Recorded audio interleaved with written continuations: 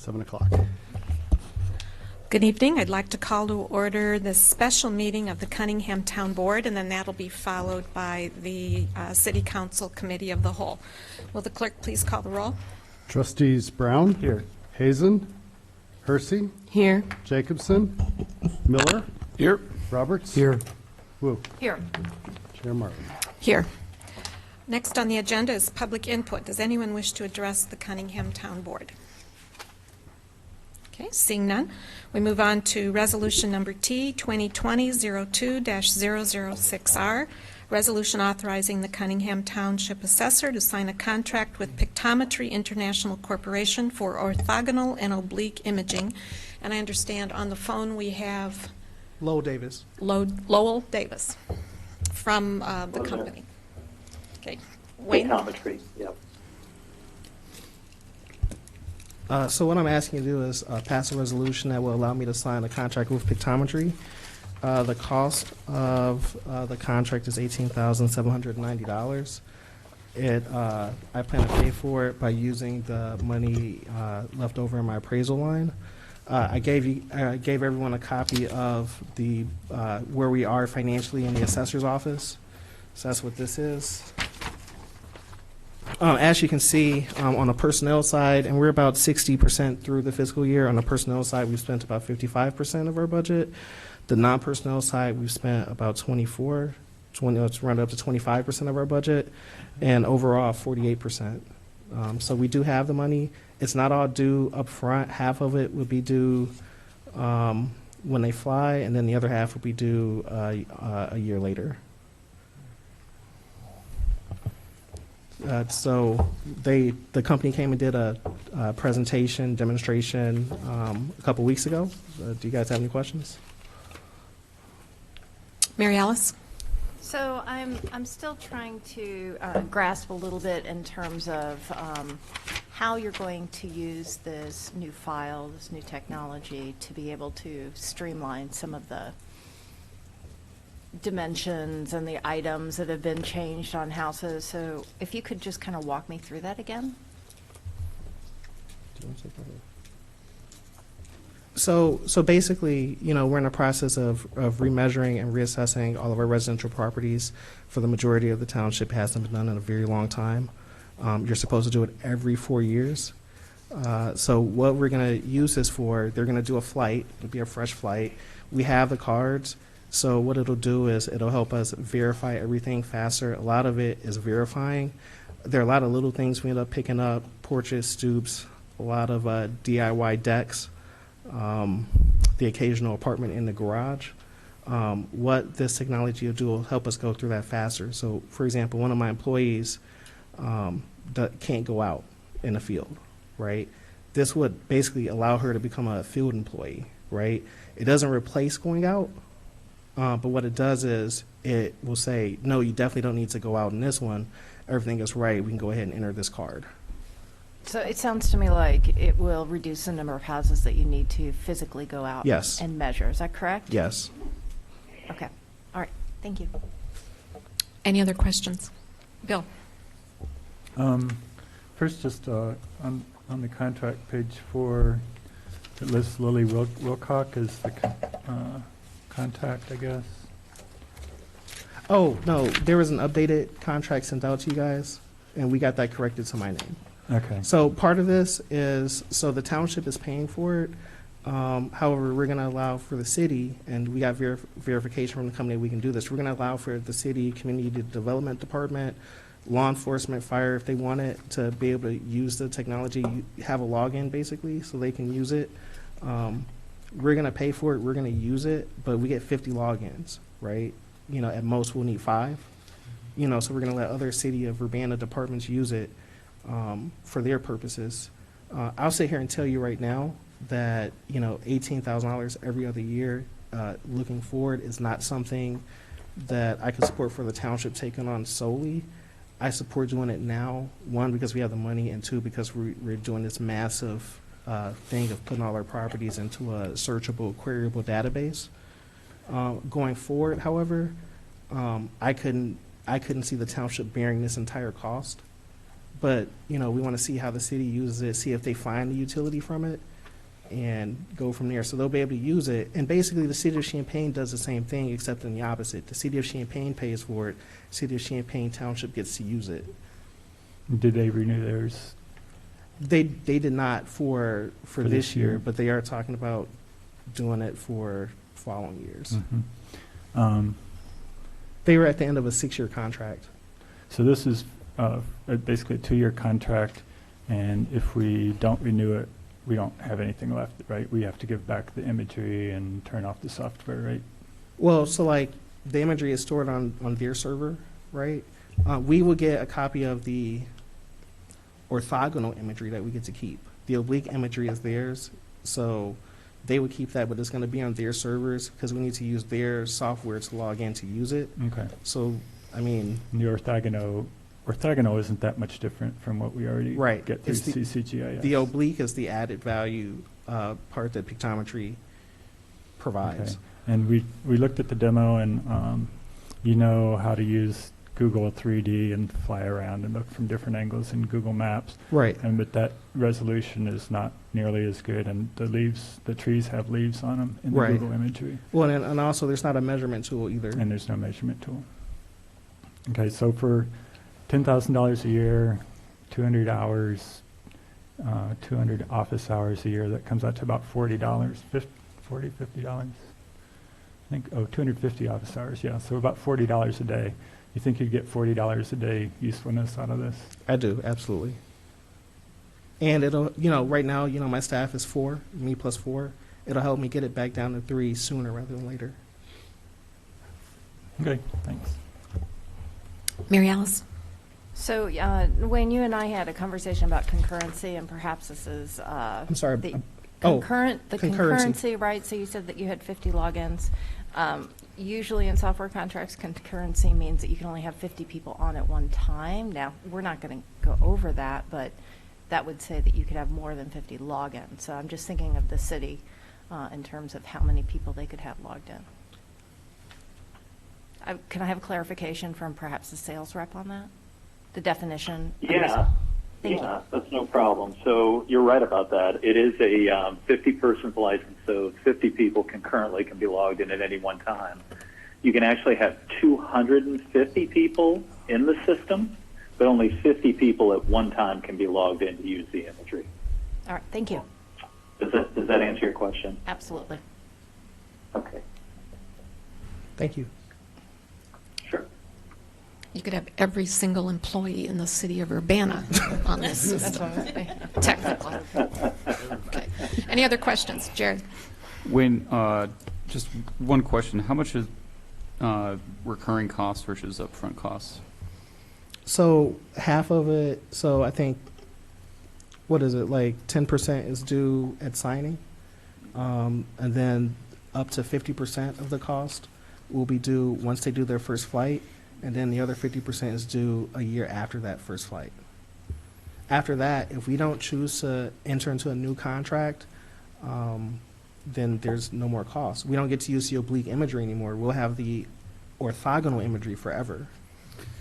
I guess my question would be, is there a cheaper alternative to keeping access to the orthogonal, or not the orthogonal, but The the oblique. oblique imagery So- that is taken? We don't have to renew shots every year. Right, so, can I see this? If you look at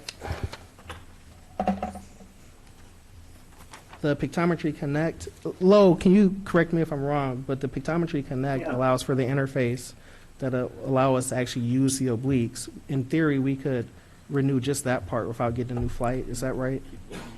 You can, But yes. then- You wouldn't have to, if you say you just did this flight in the spring here of 2020, and say we never came back and did another flight for you, you can still use the online service that's there. That's the Connect 50 that we were talking about, the perpetual license.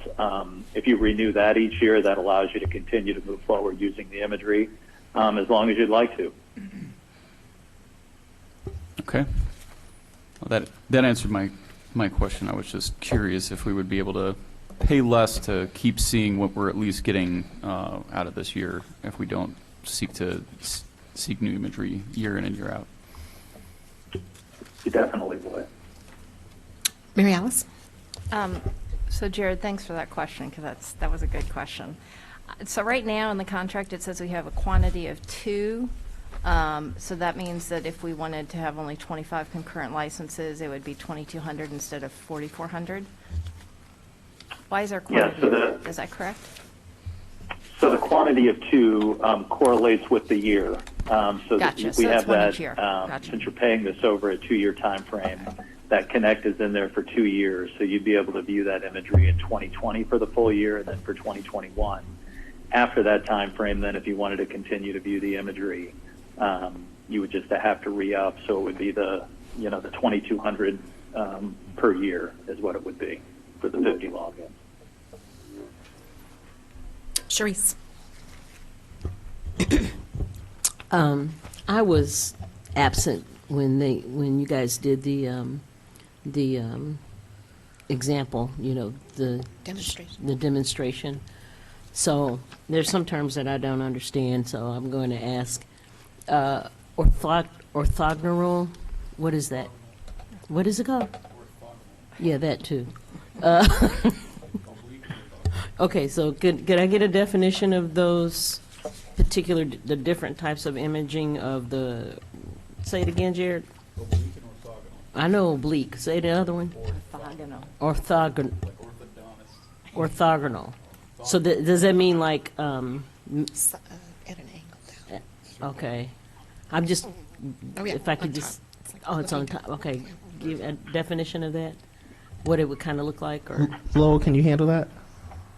Yeah, sure can. So the orthogonal imagery is essentially just a straight down shot. So if you think about imagery that you might have seen in the past, maybe there at the township level or the city or county or just generally, it's a straight down image. So if you were looking at a particular property, it's more of a roof type shot, just like you were looking straight down. And then the oblique imagery, we fly that at a 40 to 45 degree angle, and that allows you to completely look around the property north, south, east, and west from the sides. Okay, thank you. You're welcome. Sure. Dennis? Yeah, I guess 2 things. So this is we saw the demonstration at the viewing a couple of weeks ago. This is what you call Eagle View. Is that correct? Is that the term name, or is that not? Yeah, I've been kind of using them interchangeably. Okay. All right. So we're still talking about the same project. Yes. And then, would the entire city be mapped during the first year? Is it easy to map the full city? Are you expecting it to be the entire city of Urbana to be mapped? No, when you say mapped, I just want to make sure I know exactly what you Photographed. mean. So they'll do the photography. They're going to fly a plane, and that'll be done in a couple hours. Over the entire property that we're concerned about? Right. Okay. And then on the last page, it has there's a picture of the township, Yeah. which is also the city of Urbana, and it shows you which blocks are going to be photographed, what we're paying for, basically. Okay, all right. But that all can be done very quickly? Yeah. Okay. They won't let me fly in the plane with them. I did ask for quality control purposes. Apparently, there's only one seat for the pilot. So, Are you going to be also getting, and I don't know if this is even relevant, orthogonal and oblique images of unincorporated Urbana Township? so there's a part of unincorporated Urbana Township that's kind of smack dab in the middle, like kind of right up in here, right? That's technically unincorporated Urbana. That'll be included just because it's not like they can just turn off the cameras. Uh-huh. Well, I guess they could, but they won't because, and then the plane will have to like turn around, right? So they'll get shots of that. I think what's included, low, I think it's half a mile out. That's included. Yeah, generally, when we do our thing, because of the oblique perspective that we have to have, the side views, the plane generally goes out, and it just depends on which side and areas and that kind of thing. I don't have like a specific distance for you every time, but generally there's additional capture outside of that area that you see, just because when the planes go out, they have to turn around and come back. So to capture those side angles. Okay, so that would be a yes then. Yeah, so not the entirety of unincorporated Urbana or Summer Township, but we would get some of it. Okay. Well, because I was wondering if that part of those unincorporated properties are also included under Cunningham Township or no? No. No. But in the event that there is a local change in their in that area, then we would have those images. That's what I'm thinking about. It's like thinking ahead. So yeah. Okay. Up to a certain limit. Like, it's not limitless, but up to a certain limit we would. I mean, if you want, I mean, we can expand the squares now, but I'm not asking for that. Like, I'm asking for the needs for my office right now. Okie dokie. Mary Alice? So did you have Fred look over the contract? Many times. Okay, all right. I just know that at the university, we're under obligation to have the governing law be the state of Illinois rather than another state, and this one has the state of New York. Is that an issue at all? Yeah, it is. So that it should have been updated in the most recent contract that was sent out with my name. But yeah, that was like one of the first things that we saw. Bill? So for the 4-year reassessment, what do you call it? Quadrennial? Quadrennial reassessment. When does that have to be done? Isn't that this summer? Yes, but you know, we're supposed to constantly be looking at our properties on a mass level to see if they are Okay. assessed accurately. But for that part, this oblique imagery would just be useful maybe for the last month or something by the time you get it, right? Or have you already finished with the No, we're still working Okay. like diligently. And this will be delivered in May, April? Lo, if we do the flight this spring, when do you think we'd get the imagery? Yes. So the way it works, usually we start in the March timeframe. So coming up here, actually very soon, depending on weather. It's been a very strange winter. We really haven't had much of one over here in Indianapolis, but depending on how things go, we generally try and start our flight season once the snow is gone and before the leaves come back on. So that would mean starting sometime in the early March timeframe, depending on what we see going forward here, March through April, depending on coverage and what comes on with the leaves and that kind of thing. And then there's usually a 30-day turnaround from the time we get done capturing. So if we get done, say, at the end of March, generally you'd have it by the end of, April timeframe. The other thing that happens when we fly, the full delivery will take 30 days to get back to you. But we also have something that will turn on, and it's called early access. So as the drives are captured and they're sent back to Rochester, as they're processing that imagery and getting it put into our servers and that kind of thing, Wayne and his team will be able to go ahead and start looking at some of the imagery before it gets fully what we call QC'd, quality controlled out there. So they can actually start working with it. A lot of the customers will actually start working with it a lot of times as quick as 7 to 10 days after we start capturing it. Okay, thanks. So for the quadrennial reassessment, it doesn't look like it'll be very useful, maybe for a month or something, but after that, you'll still be able to evaluate properties, and if you find a garage that wasn't in your records, you could add that in there? Yeah. Is that right? Okay. Dennis? Yeah. Will images, single images of some of the pictorials that we collect be available as individual JPEGs to use, or will they always be in the cloud, and can they be downloaded or pulled for, what I'm thinking of is historic survey use perhaps in the future of certain streets that might want to be evaluated for a historic district or a preservation purpose. Want me to take that one? Yeah. Do you want me to repeat the question?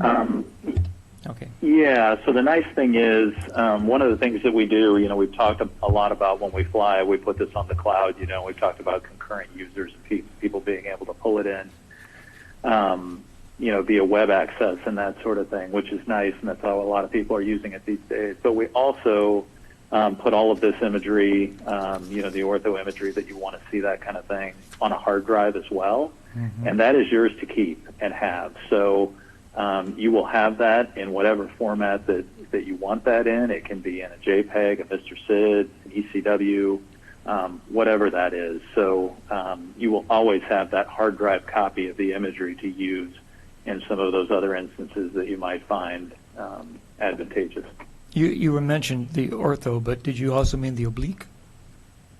So that would be the ortho stuff that we're talking about. But the obliques, again, you could pull some of that imagery off there. It wouldn't be necessarily in probably a JPEG format, but as long as you have access to that, if you wanted to use it for different reasons, you can export it to a PDF, you can export the image, you can do all sorts of different things in that web-based product that might still allow you to use that imagery for reasons that you might be looking to do, for some of the other projects and things you might be able to do. Right. So I'm thinking is that, of course, I see the purpose for it as far as evaluating buildings for their property tax values, but it's also a way of evaluating a building for, detailing of historic elements which might contribute or not contribute to a landmark nomination or some other use in the future. Currently, we're also doing historic districts in the city, and the Historic Preservation Commission is doing survey work in both West and East Urbana of making a pictorial record of the homes. So it would be useful to be able to assemble images that are in this data bank, to pull down and to attach to or use in any kind of report or attach to a nomination form, rather than to drive out and maybe take pictures from the car. Just trying to think of other ways that they could be useful to the city. And so you're saying that you certainly could do that.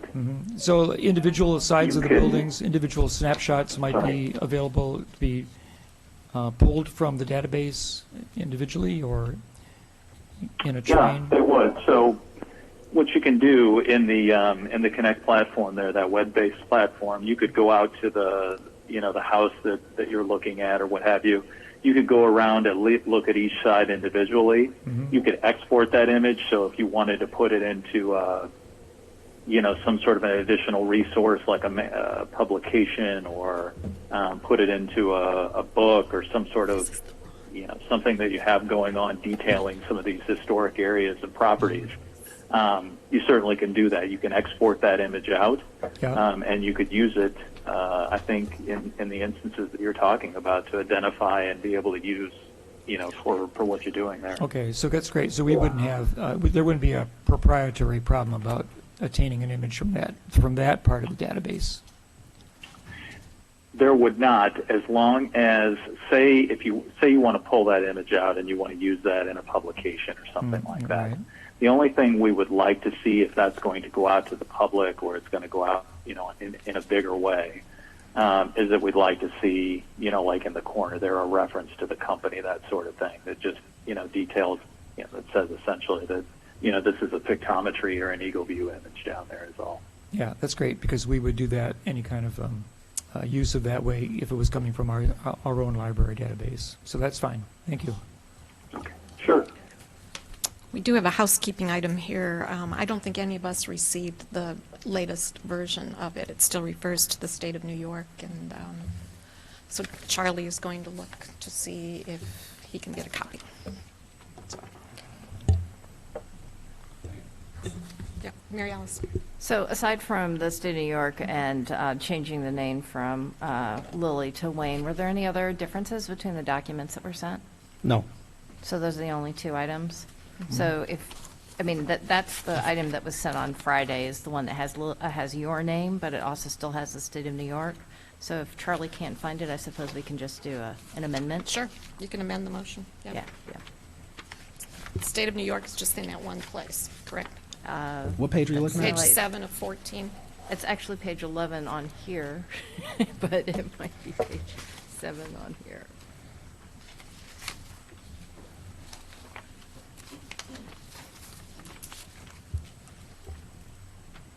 Jared? Wayne, do you know if we're going to have access to any other historical imagery through what we're going to get from this, if they have other stock photos from the region or anything like that? Low? You will. So we have done some other flights. In fact, I think, did we show them, Wayne? We probably did not show them at the last meeting, I don't think. Or did we look at some historical stuff there? I think we do have some additional historical stuff that we've done there, and you will have access to all of that as well. Okay. So if, that's something that we do for any county or city or township or anyone that we fly. If we have historical imagery that we've done in the past, for different reasons in that area, that's something that's nice too. We always make that available, and that goes into the Connect platform, so you can view that and go back and look in time, to see what we've got, there for you. So you definitely will. Cool. Thanks. Sure.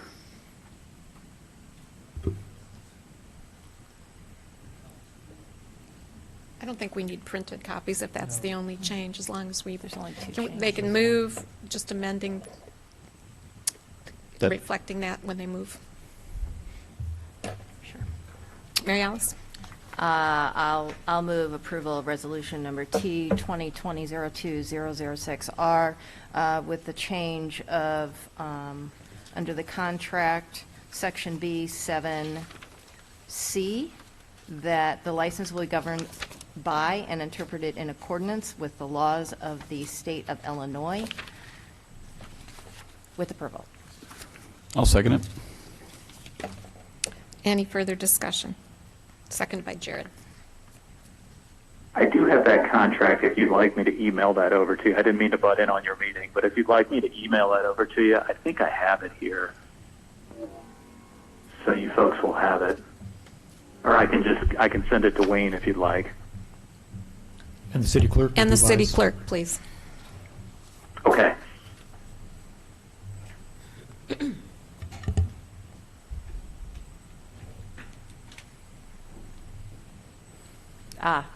Thank you. So I was just handed a note.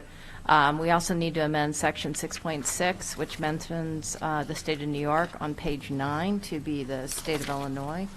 So perhaps we can do a search and replace on New York with Illinois. I think we. Yes, I see it. It's on page 10 of the contract. 9 Nine and and 10. 9 and 10.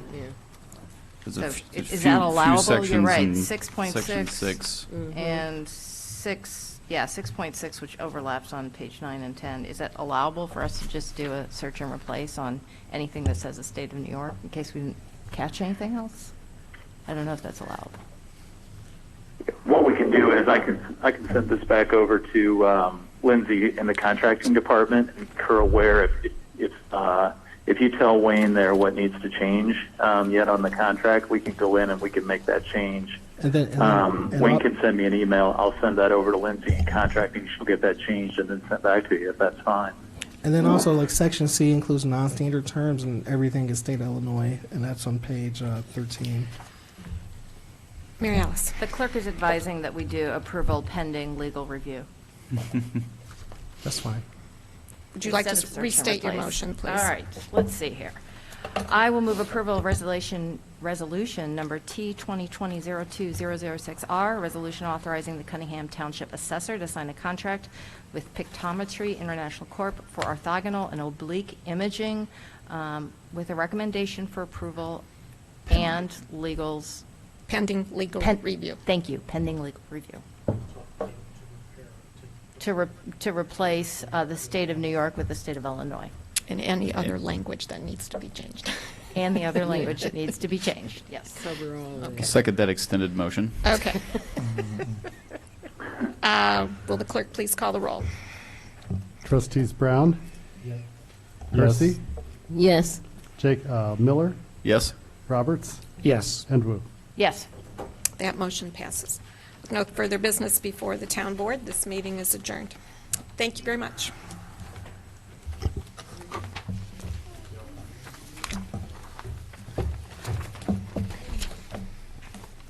And in just a couple minutes, we'll start the City Council Committee of the Whole meeting. I'm ready.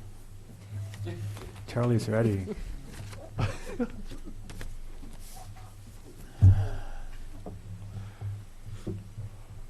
Okay, I'll call to order the City Council Committee of the Whole meeting. Could the clerk please call the roll? Council members Brown? Here. Hazen? Hersey? Here. Jacobson? Miller? Here. Roberts? Here. Wu? Here. Mayor Marlin? Here. Thank you.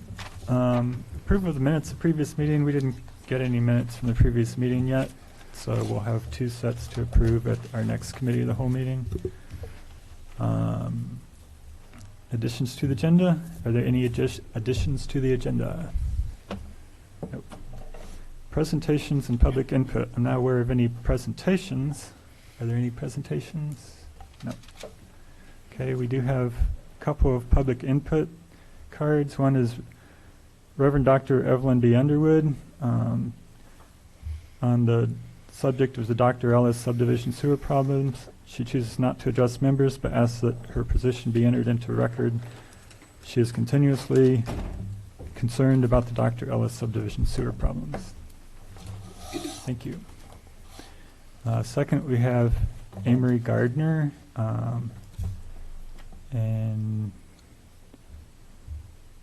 did you want to go ahead and make comment now? That's the only thing on the agenda. You might as well talk now.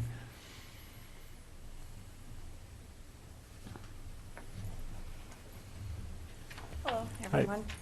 You probably remember me because I was here not too long ago. So I wanted to readdress the same thing I discussed before, which was recently the state had changed the law regarding allowing the 6th VGT machine. So I will keep this fairly brief. Last time I brought up, just kind of quick recap, that with the changing of the law of the state, again, that there's 3 entities, how that revenue works. The state, the retailer, which is like the local businesses, including myself, and then the terminal operator. And with the passing of the law of allowing that 6th gaming terminal, they decreased the percentage that the retailers take in. So it does, with the ordinance of keeping it at the 5 machines, it does impact all of the local businesses, including the one that I work for, that we will be impacted if we are not allotted that 6th machine. An additional thing, though, that I wanted to bring up, with that additional percent going to the state, included with the state's percent is also the local municipalities. So with that, with us getting less, if we were allotted to be able to get that 6th machine, something I didn't bring up is that actually would be a benefit, I believe, or I feel, would be a benefit to you guys as well, because then that additional revenue would come back to all of you, well, not you personally, but to the residents, and however you so chose, whether it be outreach programs, schools, roads, retirement. I mean, I don't know what your budget is or how you need it, but at least from other municipalities I visited, it seems that there is a fair amount of revenue brought into the municipalities. So from my perspective, and hopefully yours, it would seem like it would be a win-win to help the local businesses, you know, bars, restaurants, all of those, to not lose their ability to cover their overhead and, you know, be a profitable business, to have that 6th machine, and then also have that little bit extra to go wherever you guys would need it to go to help your residents. And then addition, you know, give that added variety to people who want to play, so they're not wanting to go to Champaign or a casino or somewhere else. So I'm just here to make a plea that you guys would, I don't know, make a motion or however it is to get it on an agenda for discussion. And ask if you have any questions of me while I'm here. Good, and thanks. I would, of course, facilitate any questions in a discussion if you had them. So. Any questions about the gaming for Amory? I think last time I asked, there was also going to be increased payouts as part of that law. Did that go into effect yet?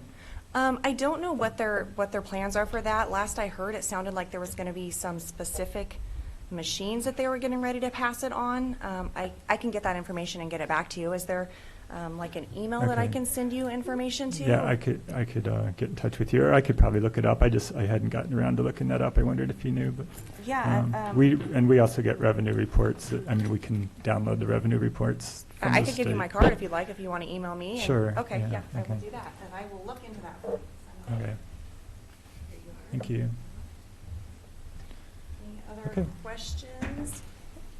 No other questions? Okay, thank you. Thank you. So that's all the public input we have. Staff report, are there any staff reports? Nope, okay. So first and last and only is ordinance number 2020-02-005, an ordinance amending Urbana City Code Chapter 3, alcoholic liquor. This was presented 2 weeks ago, and been a few updates. Did you want to talk about this? Sure. I'll just briefly introduce again and then turn it over to Kate Levy, who's the Deputy Local Liquor Commissioner, to review the changes that you had requested. So again, the purpose of this rewriting, and it's a complete rewrite of Chapter 3 of our city code, which is our liquor code. It's to clarify the language. It's to make the code more responsive and more flexible. We're still maintaining compliance with the Illinois Liquor Control Commission Act. We're trying to reduce ambiguity, making it easier to have a fair and consistent compliance with our city code, and respond to current and future business needs. So I wanted to again thank staff, Kate and Jim Simon, Carol Mitten, and members of the community, the business community, and the council for reviewing this and providing suggestions. So I'll turn it over to Kate, and she'll go over the changes that were made at your request. And this is included also in the memo. Hi. Yep, so the memo was included in the packet along with our revisions to the code and the ordinance. So I'm just going to touch on what is already stated in the memo, and you'll see the memo includes the section numbers and the pages where you can find that information specifically. We did not copy out the entire section, but the relevant pieces that were updated. The first is, excuse me, we had some requests for an additional license to be placed into our classifications, a license that would enable businesses that didn't fit in our traditional categories to enter into a liquor license while they're exploring a new creative business model. So we've created this incubator license. It's a Class Inc., and it will allow for a 6-month period of getting your feet off the ground, seeing how it goes, and then at the end of that 6-month period, they are then eligible for an additional 6-month period. This gives not only the business owner a chance to fine-tune what they're trying to do, but also staff a chance to determine if a new license is warranted in the code, and gives us time to research that possibility and potentially build on what has been presented in this incubator license so that we can gather more potential businesses into that category. This helps us stay away from what has traditionally happened with the code, whereas one establishment would come up with an idea, we'd create a new license classification, it would just be put in the code, and then we would run into problems with inconsistencies. So this is our, this will be our attempt to open the door for some opportunities.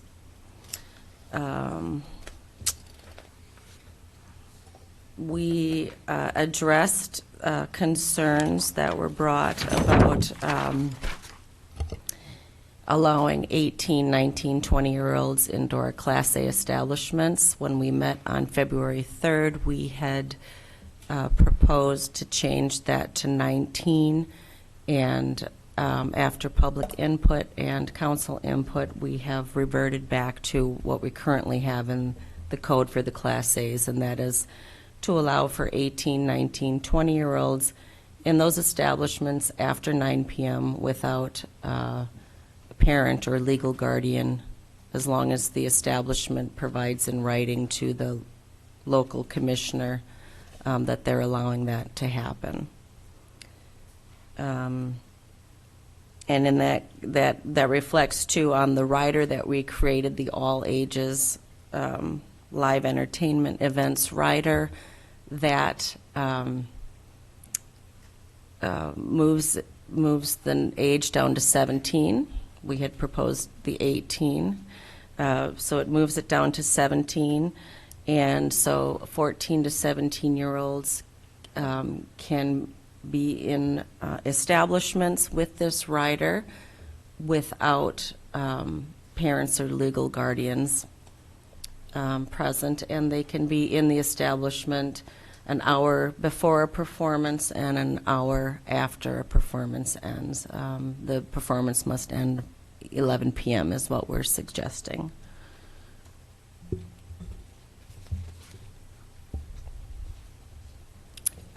We had eliminated our different restaurant classifications and created a restaurant and tavern classification to house our establishments that do significant liquor and food sales.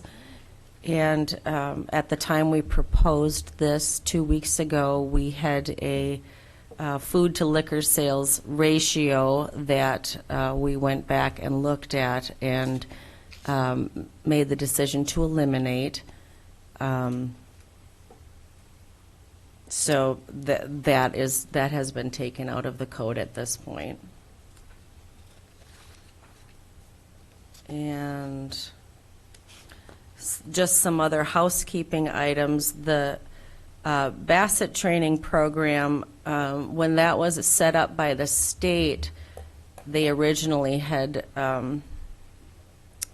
given a 120-day grace period for servers to get their certification, and that was in 2018. That was just, that grace period was in order to let all the current servers have enough time to get in compliance. Since a few years have passed now, and it is a requirement, we're suggesting it just be reduced to the 30 days. It's probably in the best interest to have qualified, certified, trained servers in your establishment within a month as opposed to a 6-month period of time. And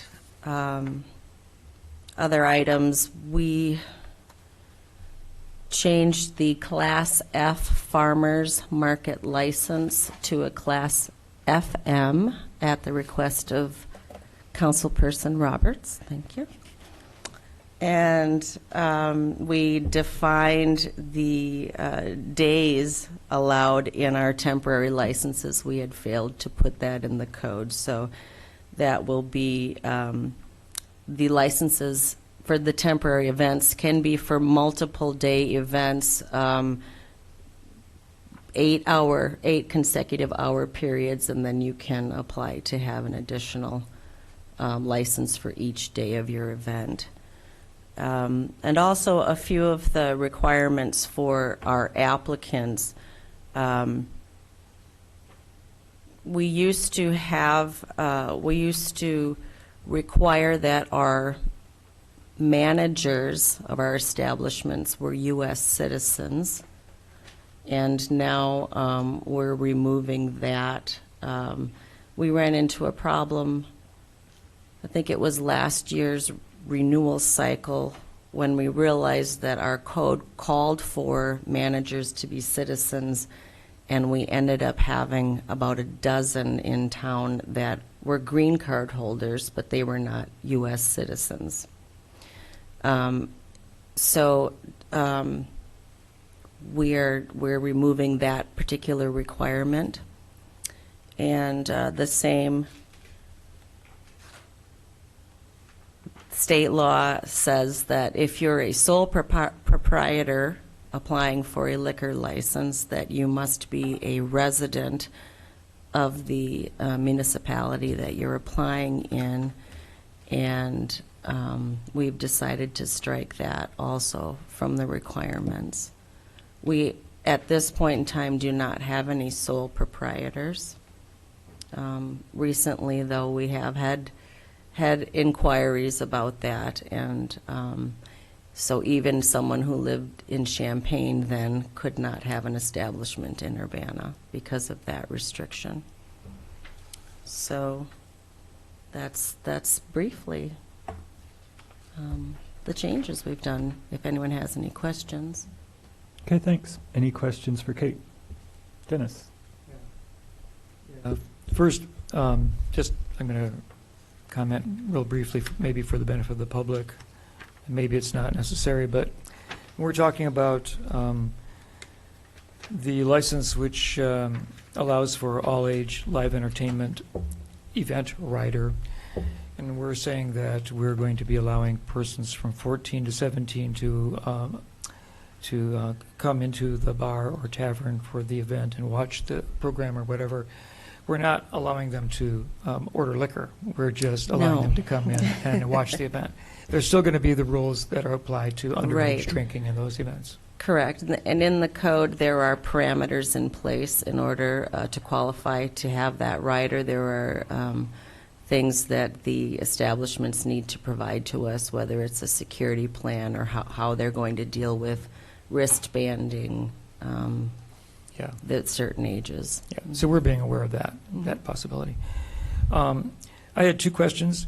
I wasn't really sure if I picked up what the difference was in the microbreweries, the licensing. You have the class MB for microbrewery, and then you have microbrewery 2. And it seems like the definition for these are that they're manufacturing beer, ale, wine, and other malt-based liquors or whatever to be sold on the premises. So is the B2 so that you take it out of the premises and be selling it at catered events and hotels and some other places? Is that the difference between the two microbrewery license classifications? Right. The MB1, the selling for the MB1, that's just to distributors. That's not for on-premise consumption. Oh, I see. Would most microbreweries be wanting to sell to distributor and also to customers? Correct, and the two that we have in town currently, that's what they do. So they within both are under that MB2 license. So currently. they would come. So are you aware of anybody who would actually want an MB1 that is making wines and beers or whatever completely for retail sale? Or we're always hopeful. Okay, all right, that answers that. Okay, you're imagining there's a location, opportunity for that. The other question I had was one that's, I was just sort of wondering, we do have these service licenses for outdoor events and temporary events. So if you were going to have a fundraiser at a soccer tournament or a sporting event in a park, what license would you want to be asking for? I guess first we need to know who's applying for it. Okay. If it is a current license holder, or, that's the separation between the two at this point. The temp C for the current license holders, the temp N for non-license holders. Where the event will be, whether it's a private event, whether it's open to the public, I mean, there are several different questions that need to be answered.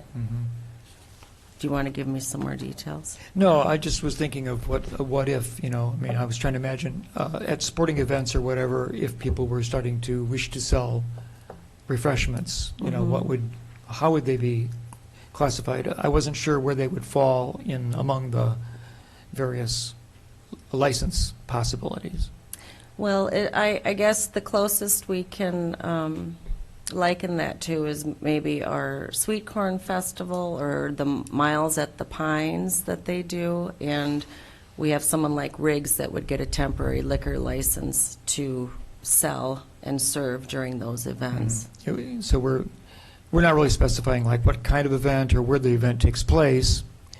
If it was in a city park, that would be something that they would have to work out with the park district too, of course. Correct. Right. Correct. Each of these special events seems to be it's almost a custom approach. Unique, I mean, right. it'll fit into the framework, but you really need to sit down and provide a lot more detail before we figure out exactly what Okay. kind of All right. license it would be.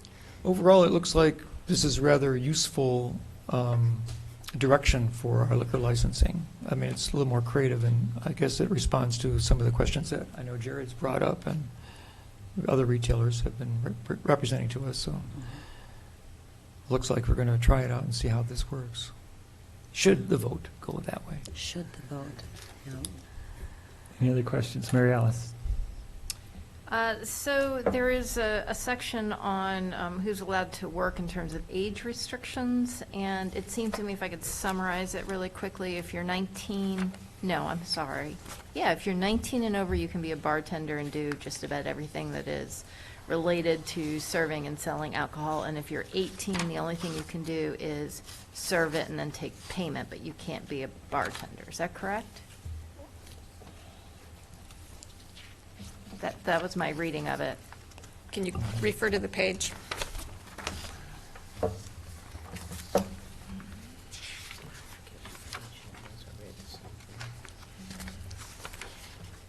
It might be 3.25. Section 3.25? Section 3.25.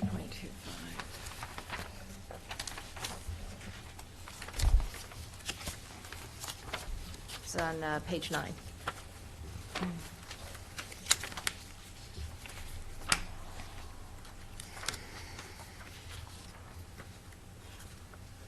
Oh, yeah.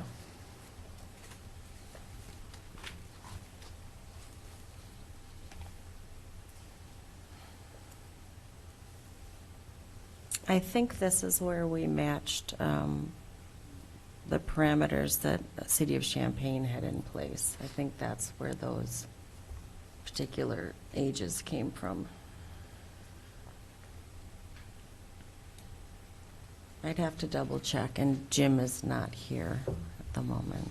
So just, sorry. Mary Alice, the biggest difference between A and B is that A is talking about off-premise consumption. You have to be 19 to sell alcohol to people who walk out of a store with it or walk out of it in package form. That last part of that phrase where it says off-premise. And 18, you can be an 18-year-old and get a beer from the bartender, pour a beer at the bar, and take it to somebody at your table. My for reading is on-premise you can't consumption. pour a beer. The only thing you can do is serve it and accept payment. Yeah, that's right. You can't be the bartender. You can't mix it, you can't pour it, you can't draw it. That's correct. Yeah, For Yeah, an that's 18-year-old. right. but you right. can serve it. But But the you can bartender serve could it. give it to you. You can take it on the tray to the person at Correct. the table. Correct. So if you're a server, you're not limited by your age, between Right. 18 and 19. Of course, 17 and 16-year-olds can't do that. Correct. You have to be an adult. And so does that also mean that we have, I think Myers came and asked us to be able to, for people to pick up packaged liquor by the curbside? Does that mean that you have to be 19 or older to be able to drop off that Correct. grocery? Correct. Okay. All right. Have you ever been to Walmart and bought a bottle of wine and had to wait for 20 minutes for somebody that's like 19 to ring you up? They Check don't your even, ID. They don't even allow anybody. Yeah, you're not allowed to. Yeah, they're not allowed to even do that. So Gotcha. Okay, and then we had a conversation about curfew last time, and I seem to remember us saying that if you were 17 and younger, that only on Friday and Saturday can you be on the streets after 11 p.m., but I can't remember, and then you had to be on the streets or home before 11 p.m., but Sunday through Thursday. Does anybody remember that? Because if that's the case, then we're going to have to amend this because they're allowed to be in the premise until midnight on any day of the week. Interesting Well, catch. they can be, but But they have to get home. their parents can make sure they leave earlier than, They still have to be on the street. correct. And so I'm Correct. just wondering if, Well, this isn't related to curfew. This was in direct request to what council wanted 2 weeks ago. I totally understand. I'm just trying to figure out if we're going to make people who are under the age of 18 illegal on the streets if they're at a show that ends at 11 p.m. without their parents picking them up. I'll go upstairs and get our curfew ordinance so that everybody has it. Perhaps we could just bring it if wherever this moves and make that amendment if needed. I mean, you don't have Yeah. to do that, I guess is what I'm saying, but if we could follow up with that, that would be good. And then, so open alcohol. So there's a whole discussion about if you go to a restaurant and you bring and you have a bottle of wine that is not finished, you can take it out even though it is open if it's in a sealed, transparent bag. So that says to me that is the only time you are allowed to remove an open bottle of alcohol from any premise. Is that correct? Yes. Yes. Okay, so the only thing that you're allowed to have in your trunk, because you can't have that, can you have it in your passenger area? Or do you have to have it in your trunk? I think it's in your trunk. So the only open bottle, regardless if you get it from someplace that you're purchasing it, a restaurant or a bar or something, is if you get it from a restaurant specifically, and you have it in that particular bag. I just want to make sure. Otherwise, you cannot have an open bottle of liquor in your car anywhere, regardless if it's in your trunk or not. I don't know. Are you talking about the BYOB? Which one are you talking about? I did not write down the page for that. I apologize. Because I'm trying to figure that one out. Perhaps that's a question for the police department at a later date. But according to this, you can only remove open alcohol from a restaurant in the clear bag. That's what I read from here. Correct. And this ordinance deals with alcohol purchased at the restaurant. right. We can't control what people do with things they bring from home or from a private party or something like that. So my question is with the, do we call it the pedal bus, the pedal bicycle? Pedal bus. Pedal bus. All right. So if you have to bring your alcohol to the pedal bus because they can't sell you alcohol, but they can serve you alcohol in the pedal bus. Correct. So if you don't finish your bottle of wine, you have to throw it away. That's what it sounds like to me, because they're not a restaurant.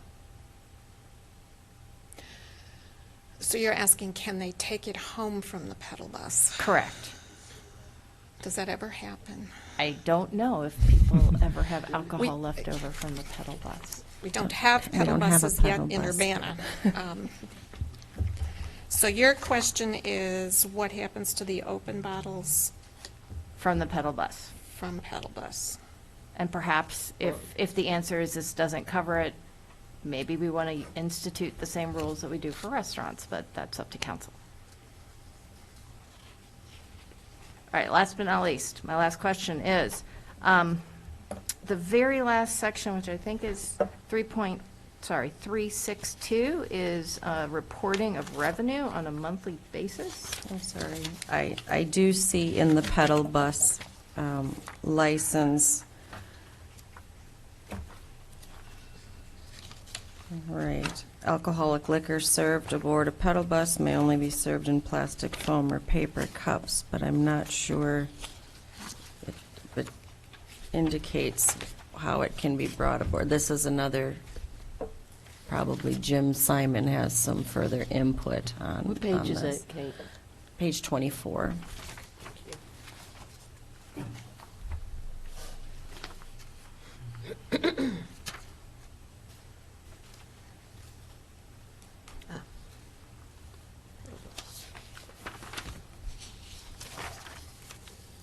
doesn't seem like it's in this particular license code, but the transportation. No, of- it doesn't address transportation of unconsumed alcohol. Right. So that's what we're looking at. Okay. Yes, We can correct. follow up on that. And my last question, is it new that we are asking restaurants and bars to report their monthly sales? Is that a new thing on what, 6.2? No. That's it's not new. I couldn't find it in the existing code. But it's possibly there. I did a search for revenue, and it doesn't exist in the existing code.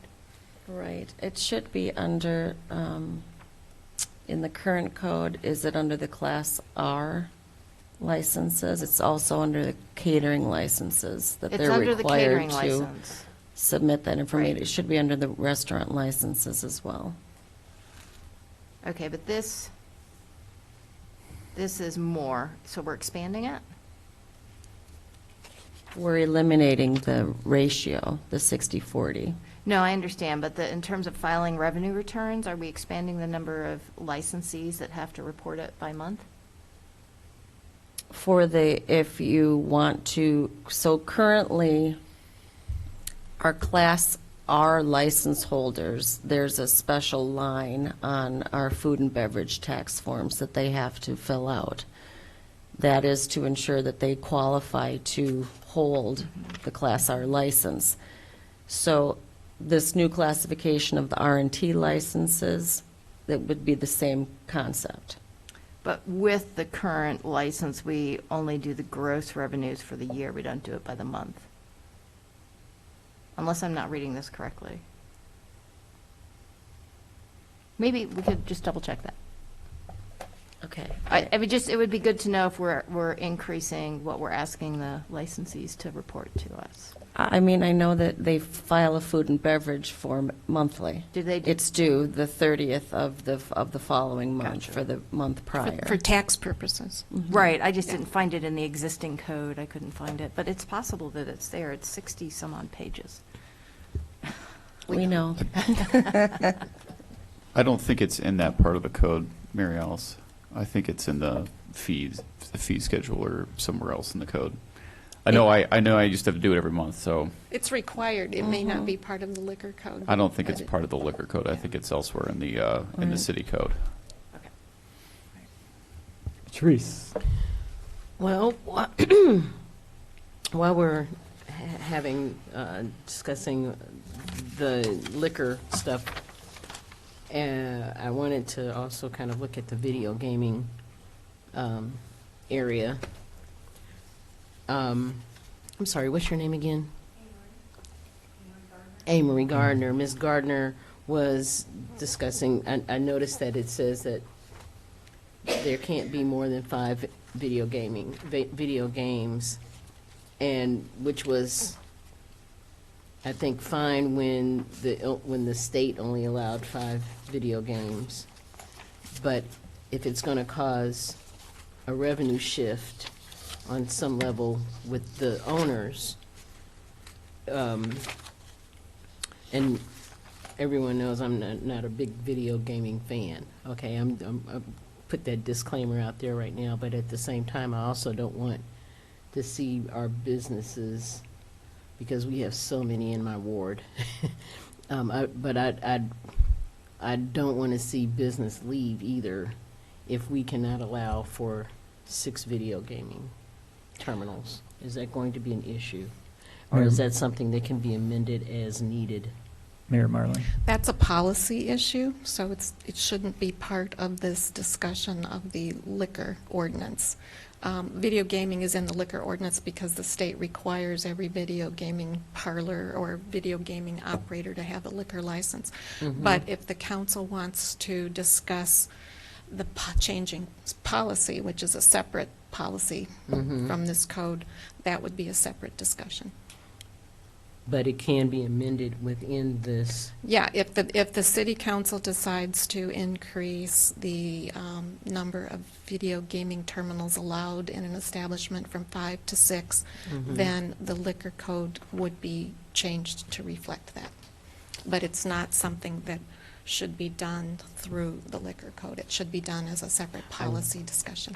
That's why I'm just bringing it up and wondering if there's any possibility for amendment with that policy. In order to get an item brought before the council for discussion, you need to have 2 council members request that it be put on the agenda for discussion. Okie dokie. Good to know. Okay, and the other thing, and this is regarding, because I was trying to, and doing a quick read of everything, for this week, but I know one of the reasons why we kind of were redoing the liquor ordinance in the first place was I'm trying to find where it says no video gaming with the packaging, like liquor stores, or is that in here? Because I was trying to. Yes, that's provided for. The rider wouldn't be available for that, right? Right. The rider is not available for video gaming terminals and packaged liquor stores. Okay. So that addresses the issue that was brought up earlier. Okay, thank you. Any other questions? Jared? I'll make a motion if council's done with questions. Okay, I'll move ordinance number 2020-02-005, an ordinance amending Urbana City Code Chapter 3 with regard to alcoholic liquor forward to the full council with a recommendation for approval pending some of these updates that we'll get next week for clarification. Is there a second? Yeah, I guess I would do that. It's moved by Jared and seconded by Dennis. Do we think that we're ready for moving it forward? We'll find out. Any discussion? Mayor. Mayor Marlin. I just want to make sure I've got the list of things you want clarified. One is what happens to the leftover alcohol from pedal buses, if it can be transported, or does it have to be destroyed? We'll look at curfew hours in conjunction with the live entertainment. And was there a question about the open bottle from a restaurant, or no? No, okay. So those 2 issues. Okay. Any other discussion? No? Ready to vote? All in favor, say aye. Aye. Aye. Any opposed? That motion carries. Thank you. Seeing no further business, this meeting is adjourned. Thank you all very much.